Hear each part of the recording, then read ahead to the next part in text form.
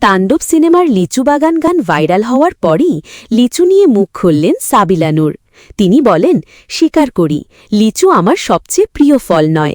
হ্যাঁ, এটা শুনে অনেকে চমকে উঠতে পারেন, কারণ আমরা সবাই জানি গ্রীষ্মের সবচেয়ে কাঙ্ক্ষিত ফলগুলোর একটি লিচু। ছোট্ট লাল রঙের খোসার নিচে লুকানো থাকে মিষ্টি স্বাদ। কিন্তু তবু জানি না কেন আমি কখনো লিচুতে তেমন একটা মুগ্ধ হইনি।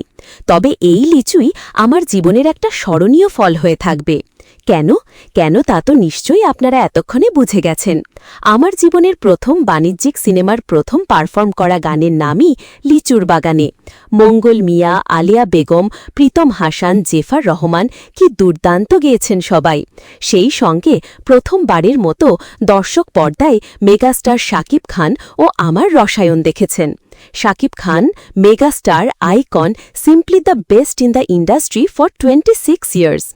তার সঙ্গে কাজ করা একদিকে যেমন ছিল রোমাঞ্চকর, একই সঙ্গে ছিল ভয়ের ব্যাপারও। কিন্তু যখন আসলেই কাজ শুরু করলাম, সবকিছু কেমন অদ্ভুতভাবে সহজ হয়ে গেল। বুঝতেই পারিনি এটা ছিল আমাদের প্রথম একসঙ্গে পর্দা ভাগাভাগি করার অভিজ্ঞতা। আর লিচুর বাগানে গানে একসঙ্গে নাচতে পেরে তো পুরো অভিজ্ঞতা আরও মিষ্টি হয়ে উঠল।